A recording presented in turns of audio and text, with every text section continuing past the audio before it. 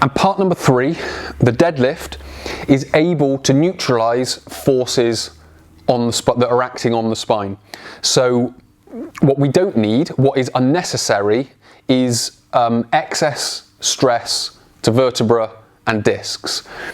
They do need to be challenged, and with a deadlift they will get challenged. But what they don't need is unnecessary stress, because it's the unnecessary stress that accumulate, create what is known as the straw that broke the camel's back, and then when you go to pick up a pencil from the floor, then you get your problem. So when we come into this position and we come over, what's happening is the vertebra essentially sort of wanting to, they won't, because there's a lot of packing material in and around the spine, but they want to sort of fall forwards.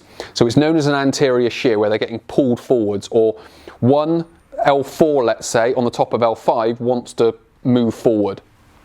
So where the spine is flexed, you lose that, and the vertebra wants to fall forwards off the one below it. So that's known as an anterior shear force. Now, as those anterior shear forces build up, that's when you then start to get your problems. So when we go into the Jefferson curl, we get anterior shear force, and then when we come up and we start to contract the muscles, you don't get the posterior shear forces to neutralize it. You will only really get that at the top when the muscles are active. When you come into the deadlift and you maintain this position, this is where you then get the posterior shear forces to neutralize the anterior shear forces. So that's just one of the roles. It's also more protective.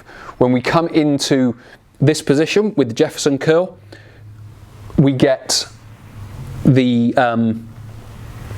flexion extension cycles. Now again, what's important here is if the weight is excessively heavy and if the back is deconditioned. So if the weight is too heavy for the lower back that it's being performed on, then it's going to cause a problem. For me, lifting that 12 kilos isn't going to be a problem with a flexed spine, because I've built up tolerances and capacities in my lower back to be able to do it. If I did it too many times over a prolonged period of time, then it may well turn into a problem.